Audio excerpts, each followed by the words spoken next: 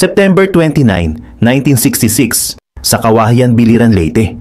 Isang tahimik na baryo ang ginulantang ng krimen na hindi kayang isipin ng kahit sino sa komunidad.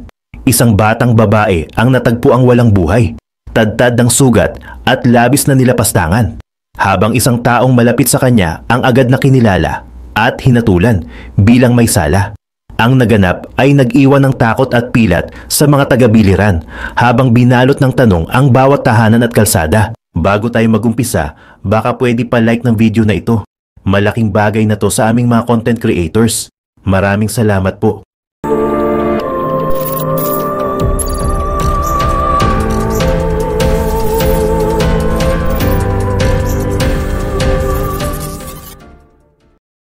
Tahimik ang umaga sa baryo Balakson. Hindi pa sumisikat ng todo ang araw pero gising na si Diego Balondo. Sa bawat pagsungaw ng sinag sa kanyang maliit na bintana, alam niyang iyon na ang hudyat para umpisahan ang araw. Pareho lang, paulit-ulit, pero may halong pagod na hindi niya maintindihan. Bumangon siya mula sa banig, nag-inat ng bahagya at agad dinampot ang kanyang luma at mapurol na itak. Dahan-dahan siyang lumabas ng bahay, ramdam ang simoy ng umaga sa hangin. Habang naglalakad papunta sa kanyang maliit na kamutehan sa dulo ng baryo. Sa bawat hakbang, tanaw niya ang mga tanim, nag-aabang ng konting pagkalinga, parang siya mismo, palaging naghahanap ng bayad sa pawis at hirap. Habang nagbubungkal ng lupa, napapatingin siya sa paligid. Tahimik ang paligid, maliban sa marahang huni ng mga ibon at kaluskos ng dahon. Sa mga oras na yon, naaalala niya ang mga tao na ginugol upang mapanatili ang tanim na yon, puno ng pawis, kayod at maliit na kita. Mga bandang 9:00, bumalik siya sa bahay upang mag-agahan. Pinagmasdan niya ang paligid, payak lang ang buhay, maliit ang bahay, pero sapat sa pang-araw-araw. Umupo siya at agad nagsimulang kumain ng mainit na kanin at ginisang gulay. "Diego, bakit ang aga mong umalis kanina?" Tanong ng kapitbahay niyang si Aling Juana, habang sakto ring naglalakad sa harap ng bahay. "Nagmamadali po, marami pa kasi akong gagawin sa taniman. Sayang ang init ng araw kung tatamad-tamad," sagot niya. Sabay abot ng ngiti, pilit na ipinapakitang ayos lang siya. Pero ramdam ang bigat, lihim na pagod. Bago pa natapos ang almusal, nagpa siya nang bumalik sa bukid si Diego. Lingid sa ibang tao, nararamdaman niya parang malapit na siyang sumabog. Lahat ng pagod, kawalang kibo ng mga tao, parang walang nakakahalata ng kanyang sakripisyo. Wala pa rin siyang kapahingahan. Lagi siyang nilalapitan ng ingay ng baryo. Mapapansin niyang bawat umaga, maraming bata at kababaihan ang dumadaan sa gilid ng kanyang taniman, nagpuputol minsan ng dahon ng saging, minsan ng ibang gulay. Paulit-ulit, halos hindi maramdaman ang pagpapahalaga sa pagod niya. Sa isip-isip ni Diego, ako ang nagtanim. Ako rin ang naiisahan. Pero wala siyang magawa kundi magbalik sa taniman, ngumiti kahit may kirot. Habang nag-uumpisa na ang araw, wala siyang ideya na sa araw na ito, magbabago na ang kwento ng baryo at ng kanyang buhay. Isang umaga na hindi na muling maulit at kung saan ang mga lihim na tinatago ng tahimik na umaga ay magbubukas ng pintuan sa isang madilim na kasaysayan. Nagpatuloy si Diego sa pag-aasikaso ng mga tanim. Mainit na ang araw, pero mas nangingibabaw ang init ng ulo niya tuwing maalala ang mga kapitbahay na ginagawang parang sarili ang paligid. Habang inaayos niya ang mga baging ng kamote, napalingon siya sa bandang likuran ng simbahan ng Aglipayan. May narinig siyang kaluskos, malumanay pero malinaw. Dahan-dahan niyang sinipat ang paligid. Natanaw niya si Gloria Bulasa, ang pamangkin ng pinsan niya papalapit sa mga puno ng saging at may dalang basket at kutsilyo. Dati na niyang nakikitang ginagawa iyon ni Gloria at ng ibang kabataan. Kumuha ng banana leaves pang balot ng kakanin. Pero sa araw na yon, parang binigla siya ng inis. Tahimik siyang nagmasid, pilit pinipigil ang sarili na lumapit agad. Sinundan niya ng tingin si Gloria, pinapanood habang maingat nitong tinatanggal ang dahon, parang sanay na sanay sa ginagawa. Kitang-kita niya ang bawat galaw ng dalaga, paano ito tumingin muna sa paligid, tapos mabilis ang kamay na naghiwa ng sanga. Wala talagang respeto mga bata ngayon, kahit pa sa pamilya. Bulong ni Diego sa sarili, pilit na nilulunok ang umuusok na galit sa loob. Makalipas ang ilang minuto, parang hindi na niya kayang mapigil ang sarili. Humakbang siya palapit, hindi alintana, kung marinig siya ni Gloria o mapansin. Pinigilan niya ang pagkabog ng dibdib habang lumalapit hanggang tuluyang nakatayo na siya sa likod ng dalagita. Nagulat si Gloria. Muntik nang mahulog ang basket nang marinig ang boses niya. "Oh, sinong nag-utos sa'yo na kumuha dyan?" Mariing tanong ni Diego. Seryoso ang tingin. Saglit na napatingin si Gloria kay Diego. Kita ang pagpigil ng kaba pero hindi nagpatalo. "Kuya, hindi naman to iyo lang," sabi ni Papa. "Sa gobyerno yan. Pwede kunin ng kahit sino." Napakunot ang noo ni Diego. Napalakas ang buntong hininga, sabay sulyap sa mga putol na dahon sa paligid. "Hindi mo ba alam na ako ang nag-aalaga ng mga yan? Hindi porket bukas ang paligid, pwede mo nang galawin kahit kailan mo gusto." Nagdagdag pa si Gloria. Hindi umiwas ng tingin. "Kahit dati pa po kami dito kumukuha, wala namang umaangal.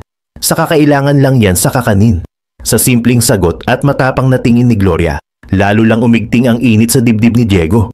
Parang mabilis na tumaas ang dugo sa ulo, halo ng hiya, galit at sama ng loob na matagal nang naipon. Habang nananatiling tahimik ang paligid, tumaginting ang tensyon sa pagitan nila. Ramdam ni Diego na parang hindi lang simpleng pagputol ng dahon ang nangyayari. Parang lahat ng tampo, sama ng loob at ang pakiramdam ng kawalang halaga ay pinadama ni Gloria sa isang simpleng sagot lang. Natahimik sandali ang dalawa. Walang nagsalita pero ang bigat ng hangin parang nabibiyak sa pagitan nila. Bago pa makagalaw muli si Gloria para tuluyang tapusin ang ginagawa niya, nanigas si Diego.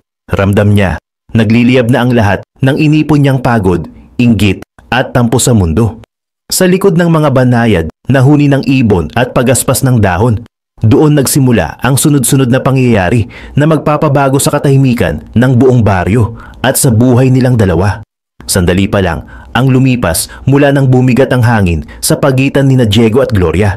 Pero ramdam mo na agad na para silang balang magkakaputukan. Tahimik ang paligid pero sa utak ni Diego parang naguunahan ng damdamin. Hiya na may kahalong puot, galit na may halong pagkainis. Habang abala pa si Gloria sa pag-iipon ng tinabas na dahon, hindi niya alam, si Diego ay unti-unti nang nilalamon ng sama ng loob. Sa paningin niya, paulit-ulit na bumabalik ang eksenang lagi siyang minamaliit. Hindi lang ng ibang tao, kundi ng sariling mga kadugo. Para siyang ginising ng matagal ng tampo at hinanakit. Hindi lang ito tungkol sa dahon, bulong ni Diego sa sarili. Nanginginig ang kamay habang hinahabol ng kanyang paningin si Gloria. Parang umiikot sa alaala niya ang lahat ng pagkakataong may kumuha ng galing sa pinaghirapan niya. Palaging parang wala siyang halaga. Sa isang iglap, biglang lumapit si Diego kay Gloria. Wala nang mga warning, wala nang pasintabi. Diretsong sumabog ang galit. Hinawakan niya si Gloria sa braso, mahigpit. Nagulat si Gloria, nabitiwan ng kutsilyo at napatingin sa mukha ni Diego. Kita ang kaba. "Kuya, ano ba yan? Sakit ah." Napapaatras niyang sigaw. Pilit binabawi ang kamay. Hindi binitiwan ni Diego. "Akala mo siguro hindi mo na ako pwedeng galawin, no? Kayo na lang ang masunod palagi." "Ako? Ano? Papalag ka pa?" Unti-unting nagtatalo ang takot at tapang sa mata ni Gloria. "Kuya, uuwi na lang po ako. Aaminin ko kay tatay kung nagalit ka. Pasensya na. Hindi ko na uulitin." Pero parang hindi na siya abot ni Diego. Humigpit lalo ang hawak niya. Ramdam mo yung desperadong pagnanais na makabawi, na marinig, na igiit kahit papaano na may saysay ang nilikha niyang pagod. "Hindi mo naiintindihan. Ako ang gumagawa dito. Sawa na ko sa pagtitimpi." Hinila niya si Gloria patungo sa mas masukal na bahagi ng mga tanim. Pilit siyang kumakawala pero mas malakas si Diego. Pinilit niyang ipagtanggol ang sarili. Umiiyak pero pilit matapang. "Paring Diego, nakikiusap ako. Wag na po, uuwi na ako. Hindi ko na talaga uulitin to." Pero parang hindi na maririnig ang boses niya. Sa bawat hakbang, lalong sumisikip ang dibdib ni Diego. Nagdidilim ang paligid.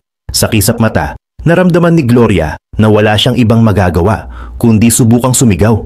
Pero walang makaririnig. Huminto si Diego, may halong kaba at galit. Pero mas piniling tapusin ang naumpisahan. Hindi na ito ang simpleng pag-aagawan ng dahon.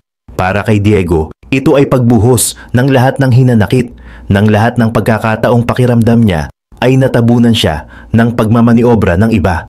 Sa oras na iyon, kasabay ng paghaplos ng malakas na hangin sa dahon, isang desisyon ang nabuo. Desisyong magdadala sa kanila sa landas na wala nang balikan. Habang nilalakad ni Diego si Gloria papalayo sa mga tanim, kabado at mabilis ang hininga ni Gloria.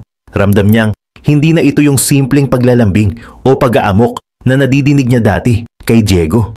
Naging mahigpit ang pagkakahawak, parang pinipilit maglabas ng lahat ng sakit na ramdam ng matanda.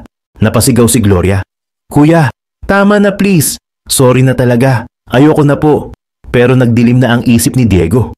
Bawat galaw ni Gloria parang nagpapalala sa tindi ng dugong nakulong sa dibdib niya. Sinubsob niya si Gloria sa putikan. Mahigpit na nakapulupot ang braso sa leeg ng dalagita sabay sakal dito ng mariin. "Hindi mo ako naiintindihan. Sawa na akong apihin," bulong ni Diego. Nanginginig ang tinig habang pilit inaasinta ang mga salitang hindi niya kayang bigkasin ng harap-harapan noon pa man.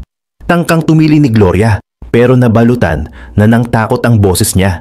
Gumapang ang mga palad ni Diego sa batok niya, halos igigiya bawat galaw ng ulo papuntang putik. Nagpumiglas pa si Gloria, pilit hinahabol ang hininga pero malakas si Diego. Naramdaman ni Gloria yung bigat ng katawan ng kanyang tiyuhin sa likod niya. Kaakibat ang lamig ng lupa at hapdi ng lumalalim na mga kuko sa kanyang balat. Paglipas ng ilang minuto, humina ang pagpalag ni Gloria. Unti-unting tumigil ang mga impit na sigaw at napalitan ito ng katahimikan na parang biglang bumagsak sa gitna ng mga puno ng niyog at saging. Hingal na hingal si Diego nang matapos. Kita sa mukha niya ang paghahalo ng galit, gulat at takot. Nanginginig pa ang mga kamay niya habang tinititigan ang katawan ni Gloria. Wala nang paggalaw, wala nang hinga. Sandaling napapikit si Diego, parang hindi makapaniwala sa nangyari. Ang ingay ng sariling puso mas malakas pa kaysa huni ng mga ibon sa paligid. Habang pinupunasan niya ang putik sa braso, isang malakas na bugso ng hangin ang dumaan. Parang muling nagpaalala na mag-isa siya sa maraming lihim. Saglit siyang natigilan, waring bumabalik na sa kanya ang katinuan. Pero alam niya, wala na siyang babalikan. Patay na si Gloria at siya mismo ang may gawa. Dahan-dahan niyang binuhat ang katawan ng dalagita, bit-bit ang bigat ng sariling konsensya. Wala na siyang nararamdamang galit pero nagsimulang umalingasaw ang kaba at takot kung anong mangyayari sa mga sumunod na oras. Mabigat ang bawat hakbang ni Diego habang binibit-bit ang malamig na katawan ni Gloria, papasok sa masukal na bahagi ng Nipa Groves. Sinigurado niyang malayo ito sa landas ng mga nagdaraan, inilalayo mula sa mata ng sinuman. Pinagmasdan niya sandali ang paligid, tahimik at walang ibang gumagalaw kundi mga dahon na dinadampi ng hangin. Sa gitna ng katahimikan, pinili niyang takpan ng makakapal na dahon ang katawan ng dalaga, parang sinusubukang itago hindi lamang sa iba, kundi pati na rin sa sariling konsensya ang sinapit ng biktima. Kinuha ni Diego ang kutsilyong dala ni Gloria at nagsimulang putulin ang mga bahagi ng katawan ng dalagita. Maingat pero mabilis ang galaw ng kamay niya, parang nagmamadali sa pagsusuri kung alin ang maaaring hiwain pa. Tinanggal niya ang mga laman sa hita, binti at balikat, pati mga daliri sa kaliwang kamay at mga paa, hindi nakaligtas sa matalim na kutsilyo. Binalot niya ang mga napilas na laman gamit ang ratan, bago tuluyang iniwan ang katawan na natatakpan sa ilalim ng mga kumpol ng dahon. Sa loob ng sarili niyang kubo, nagpaapoy si Diego at ginisa ang mga parte ng laman kasing normal na araw-araw na ulam. Inuupuan niya ang gilid ng apoy habang pinagmamasdan ang unti-unting paglutang ng amoy ng nilulutong karne. Inihalo niya ito sa inihaw na saging at dahan-dahang tinikman, marahan at walang ipinapakitang emosyon. Namumuo pa rin ang kaba at pagkabigla sa loob. Habang lumalalim ang gabi, binalikan pa ni Diego ang katawan ni Gloria. May balak pa siyang dagdagan ang naunang ginawang pagputol pero saglit siyang napatigil nang mapansin ang unti-unting pagdilim. Tinakpan niya ng mas maraming dahon at iniwang nakatago ang bangkay ng dalaga, parang pinipilit limutin ang madidilim na sumunod na plano. Tumalikod siya, dala ang bigat ng nagawa. Wala nang naririnig kundi tunog ng sarili niyang hinga at lagaslas ng gabi na para bang nalulukot ang buong paligid. Pagkatapos ng magdamag na abala at takot, pilit na ikinulong ni Diego ang sarili sa loob ng kanyang dampa.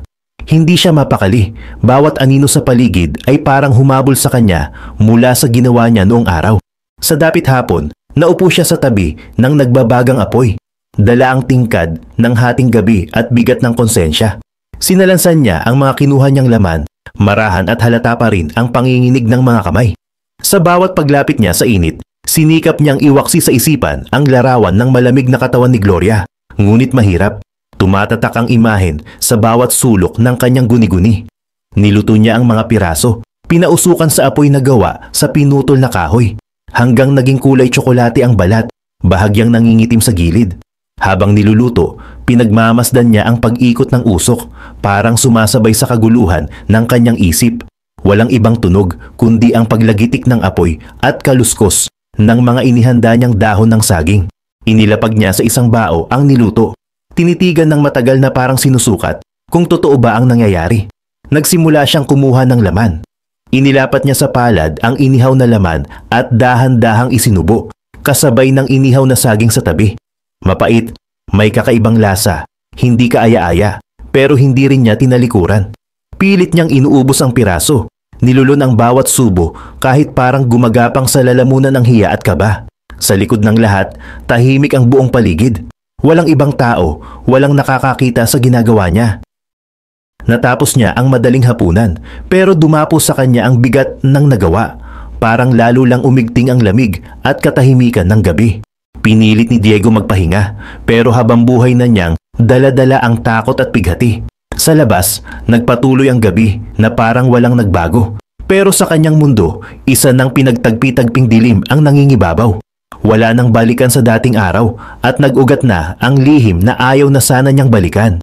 Kinabukasan, nagsimula ng kumalat ang kaba sa buong baryo nang mapansin ng pamilya Bulasa na hindi umuuwi si Gloria.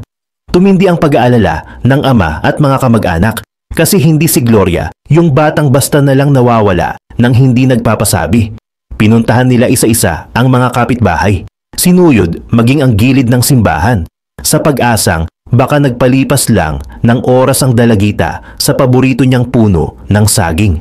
Habang patuloy ang paghahanap, napansin ng isa sa mga naglalakad ang kakaibang tambak ng mga dahon sa masukal na bahagi ng Nipa Groves.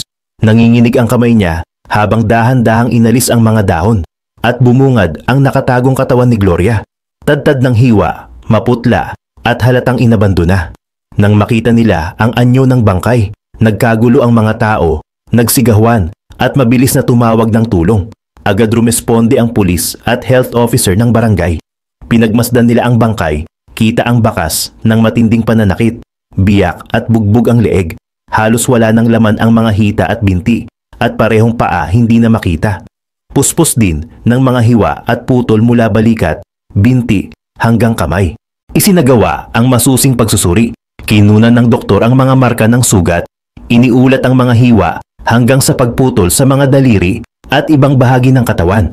Ayon sa findings ng Municipal Health Officer, hindi na lamang simpleng pagpatay, kundi matinding paglapastangan sa katawan ang naganap kay Gloria. Lumawak ang investigasyon. Iniwang tanong kung sino ang may kagagawan, ngunit mabilis ding lumitaw ang pangalan ni Diego Balondo. Hinalughog ang kanyang kubo at tumambad ang mga gamit.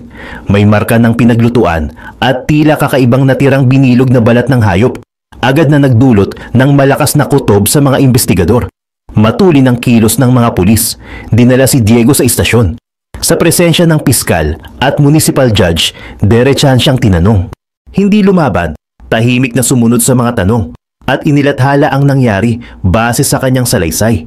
Habang isinusulat ng investigador ang bawat detalye, mula sa pagkawala, pagtuklas ng bangkay, hanggang sa mga natagpo ang gamit, unti-unting nabuo ang larawan ng isa sa pinakamalupit na krimen na naitala sa baryo. Sa likod ng bawat hakbang ng investigasyon, ramdam ang bigat ng tanong sa bawat taga-kawayan. Paano nauwi sa ganito ang isang dating tahimik na lugar? Matapos ang masusing investigasyon, mabilis ang naging takbo ng proseso. Sa gitna ng pag-aalburuto ng balita sa baryo, idiniretso si Diego Balondo sa presinto para sa formal na pagharap. Ang katahimikan niya, walang palag, walang paliwanag, ay nagbigay ng mas lalong bigat sa mga nanonood at sa mga opisyal na nag-aasikaso ng kaso. Sinimulan ng mga otoridad ang pagkalap ng lahat ng ebidensya. Mula sa mga nakitang gamit sa dampa ni Diego hanggang sa detalyadong ulat ng doktor tungkol sa mga sugat at kalagayan ng biktima.